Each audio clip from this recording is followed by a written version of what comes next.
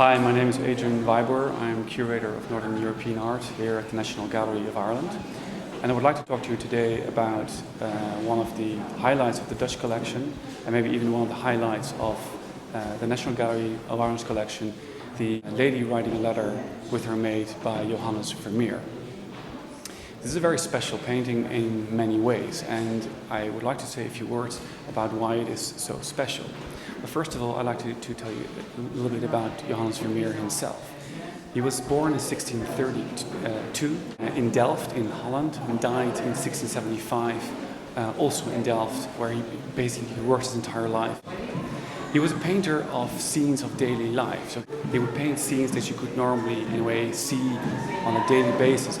And because there are scenes of daily life, that's why they still appeal to us very much in 2012. Vermeer painted a number of pictures. We don't know how many, but this is only one of 36 paintings that have survived. And that's actually very extraordinary that a painter of such fame only painted 36 works. Vermeer painted this picture in about 1670, which means that he painted it towards the end of his life, at a moment when he had already painted a lot of the works for which he's now famous. Now, if we look at this picture, we see a woman writing a letter and a maid standing behind her. What is it actually that we're seeing? Because the title of the painting, A Lady Writing Her Letter with a Maid, suggests that the lady writing is the main subject of the picture. Well, she is. But look at the maid. The maid is actually standing right in the center of the painting. So Vermeer very consciously placed the servant right in the center of the painting, as if he wants to make sure that you, as a viewer, think that she is actually as important, or maybe even more important, than the lady writing the letter. And if we look very carefully at how these women relate to each other, we see a number of interesting oppositions.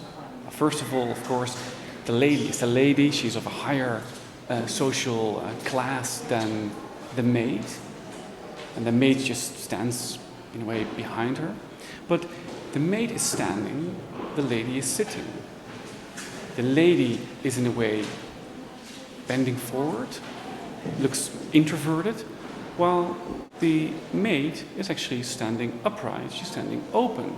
And rather than being active like the lady, the maid is actually passive because she just stands there. It looks like she's kind of daydreaming or even observing what the weather is like.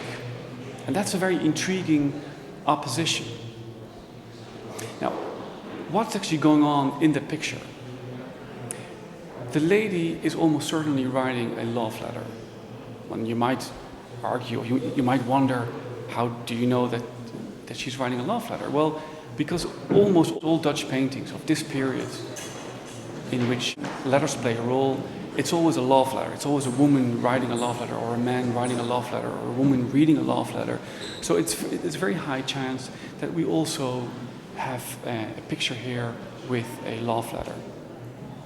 But Vermeer didn't include many clues in his paintings, because sometimes you see in pictures that there's clues that it is an amorous letter, but here he in a way he left out many clues. But there are still two clues in this picture that are worth discussing.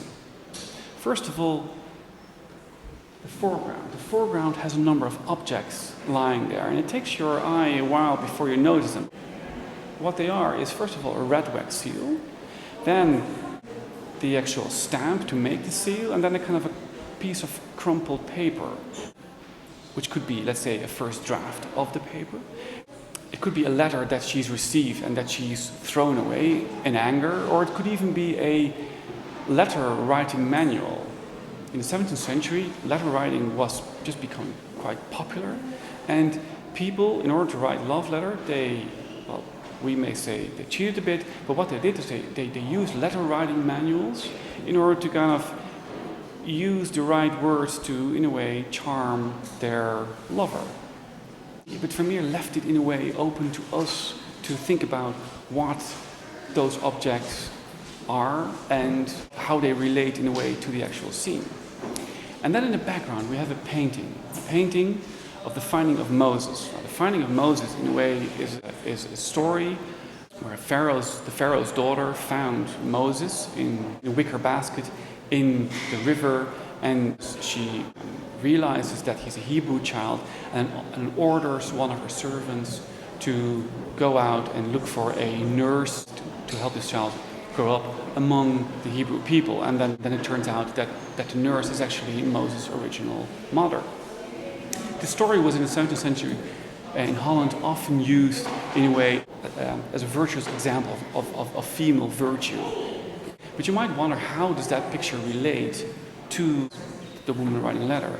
Well, that's still in a way up for debate. Because, as I just said, it is essentially a woman writing a love letter. So that is a bit of whether it's a false clue or whether it's a clue that we just don't understand, that is still unsure. One last thing about the painting.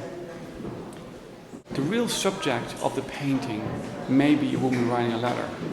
But whenever I look at this painting, I always wonder, isn't the real subject of this painting the wonderful spatial illusion that Vermeer created in this room, and the wonderful natural daylight that penetrates the window and penetrates the white curtain from outside, and in a way reflects on the bare wall, because that is what Vermeer did in an incredibly, almost unprecedentedly beautiful way. And this picture, I've been looking at it for many years now. Whenever I look at it, it actually becomes better and better and better. And that's always one of the things about great paintings, is that the more you look at it, the better they become. Thank you.